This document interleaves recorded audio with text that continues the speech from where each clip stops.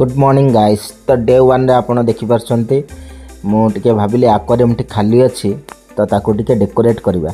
तो देखि परछंती जो प्लांट गुड़िक पूरा रियल प्लांट। तो प्लांट गुड़िक आपण आक्वारियम सॉफ्ट पाई परिबे। तो वर्तमान टैंक रे मु कोन कली किछि बाली आनिकी रखिली।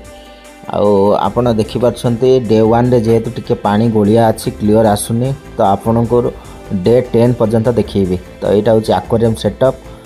यहाँ हूँ गोटे छोट टैंक टे रखी। आईटा जो देखुंत ये जो पाइप लगी गोटे फिल्टर अच्छी ऑक्सीजन फिल्टर आउ गोटे CO2 कार्बन डाइऑक्साइड जहाँकि प्लांट गुड़िक क्लियर रहिबो बहुत भल देखा। तो जेहेतु बेसी प्लांट मु आनिनी देखिपार अल्प किछि प्लांट आनी जेहेतु प्लांट गुड़िक 10 टଙ୍କା 20 टଙ୍କା पर पीस पड़ जाऊँगी। तो बर्तमान देखिपार डे 3 रे मु आपन को देखौछि। डे 3 रे किभली कलर आछि बहुत बढ़िया कलर देखा आउ किछि गछ मु आनिकी प्लांट गुड़िक आनिकी मु सेटअप करछि। तो देखिपारथिबे डे 1 रे एटा खाली थिला।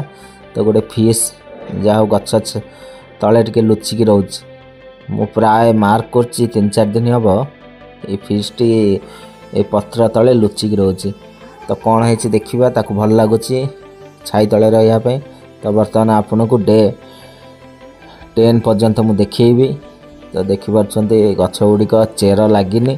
तो आपड़ कौन करेंगे ये बाली रे गछ गुड़ा चेर केम धरब आपड़ कौन करेंगे फर्टिलाइजर टैबलेट मिलूँ से फर्टिलाइजर टैबलेट को आनिकी आपड़ बाली रे 5-6टा खंडे पोती देवे। बाली भितर पोती देले कौन हम गछ गुड़िक ता सार पाइब। आपन को माटी यार बहुत पैसा पड़ो। माटी आपण गार्डन माटी गार्डन सॉइल आपन यूज करें। तो देखिपार मु खाली नई बाली जोटा आमर कहती तो नई बाली गुड़िक आनिकी तो मत जेहेतु छोट छोट फिश बहुत बढ़िया लगे तो मुझे छोट पीस छाड़ी टैंक रे। तो ये गोटे बहुत बढ़िया फिश टे लुचिकी अच्छी। यही फिल्टर टी मुझे जोटा यूज कर देखिपार यही फिल्टर टी बहुत बढ़िया हम आउ मात्र 200 टଙ୍କା भितर पड़ो फिल्टर टी। तो डे 10 पर्यंत मो वीडियो टी कंटिन्यू देखंतु देखिपार कलर टी कौ भाई भाव में गछ गुड़िक कलर आसी जाइए आ चेर भी धरनी फाइनाली।